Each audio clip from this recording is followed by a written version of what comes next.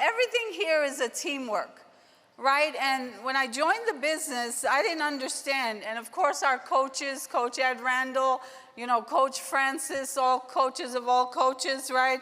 And so many, right? But when I watched the video today in the beginning, and they said that you might help one client and you change that client's life, right?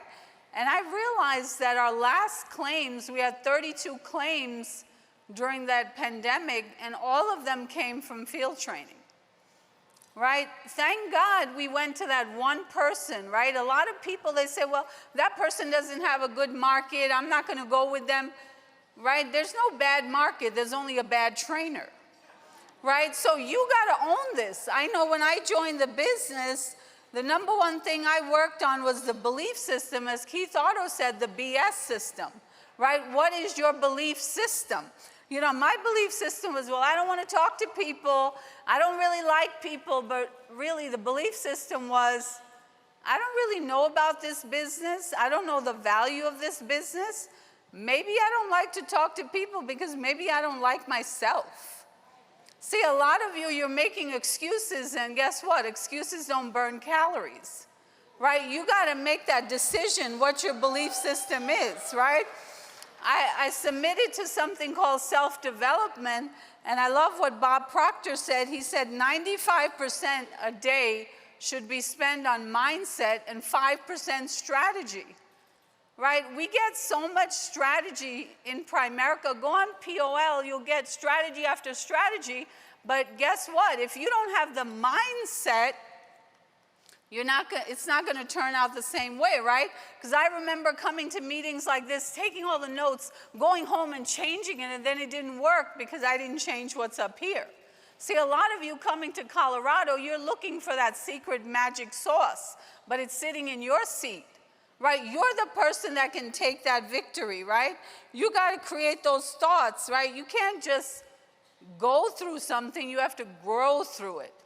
Right, I remember being single in this business, right? When I joined the business, I was single, and I looked at people in New York, they had all these powerful hierarchies, and then I said, wait a minute, but all these hierarchies have male-dominated people. How am I gonna do this? And then thank God I ended up at a workshop with Coach Francis, and she laid it out, and here was this woman who built a multi-million-dollar business from Georgia. And I said, wow, she can do it, I can do it, right? So we can't make those excuses. The second thing is about recruiting, right? Recruiting is a mindset, it's not a skill set. How you recruit one person is not, see, like, I know when I joined the business, Art Williams, they kept showing his videos and said, I want Prue bad. I didn't care about Prue, honestly. All I cared was my $40,000 in debt, and I was gonna be debt-free, and I was gonna quit this business. That's the honest truth. I said, if I can get out of $40,000 in debt, get a securities license, I'm better than the most Americans out there. But then guess what happened? I realized, wait a minute, this is a fabulous business, and I want a fabulous life. And who's gonna pay you that kind of money in corporate America? You better get your stuff together and you better start talking to people. And as I started talking to people, they actually said yes. I was shocked. I mean, I was at the kitchen table when somebody said yes, and I was like, are you sure? Okay, and I realized the information, right? I realized one thing that I remember all the time. Even a blind squirrel finds an acorn. So remember when we were new in this business, we actually closed more business than our fancy presentations? We gotta go back to that place, right? We can't be talking about, the clients in my business are the team, right? Hey, you know what? Kamika and Mark going over $1 million in income, right? That's their team effort, right? It's like, how can I help become better so I can help their team, right? So they can hit those targets, right? So recruiting is about getting what? The opportunity, talking about the opportunity up front. I used to talk about everything but recruiting, and then I used to say, by the way. And of course I wasn't a great recruiter. Of course, every time I came to these trips, I won everything in life insurance. And then I wondered, oh my God, what happened? It was common sense. If you begin with recruiting, they see you as a business owner versus what? As a salesperson, right? So I started changing that, and all of a sudden, guess what? Things start changing. Outlets started happening, right? Outlets, our RVPs started happening. Then guess what? Overrides start coming in. Hey, this is a great business if you understand the system, right? And then you got to own it. You become an owner, right? Are you living below the line or above the line? See, a lot of people below the line, they're blaming everything. Oh, what is the company going to do? That person going to do? When are they going to fix POL? When are you going to fix you? I mean, how much information do you want? Right? It's not about POL. It's about what? It's about you. And then I realized, oh my God, I had it wrong. I thought this was a financial services company. This is a people business. And I was failing in the people business, right? I was what? I didn't understand anything about sales. I remember going to my first appointment by myself, and the woman said, oh, I don't like to be pressured. And, you know, I just sometimes say what's in my heart. And I said, well, when you had that baby, you had a lot of pressure, so you better get your stuff together and buy this product. Of course, she threw me out, but that was another story in itself, right? So I didn't know anything about anything. All I knew was that, wait a minute, if I could do this business, right? It's about the attitude, right? Is your attitude about gratitude? Right? If you have faith, you will be thankful. I thank God for this $1 million hierarchy before it came. Right? I was always thanking. I'm like, thank God, this $1 million opportunity, $1 million opportunity. You're thanking, but are you having that attitude of gratitude?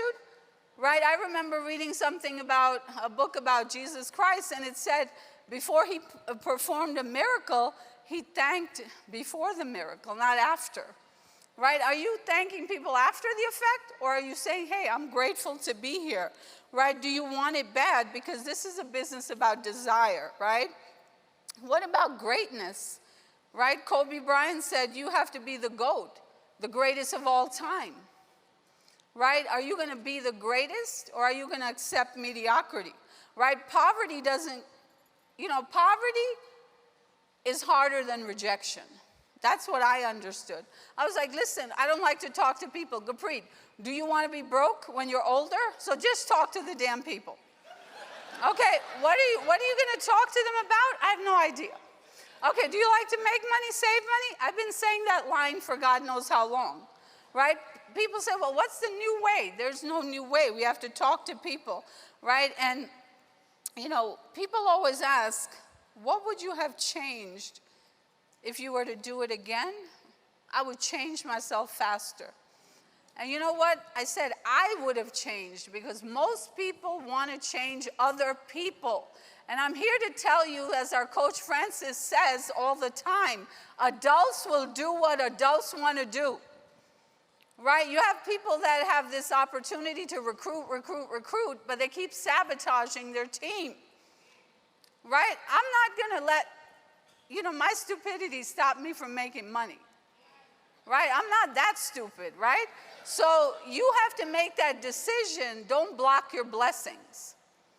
Right? Don't block your blessing, because it was easy for me to quit this business. I had no market.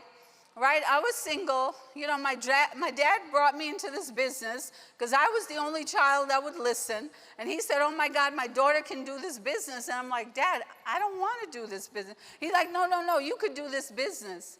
And then when I realized that they were offering a securities license, that's when I bought into this business. I said, wait a minute, I'm going to have the same license as Wall Street?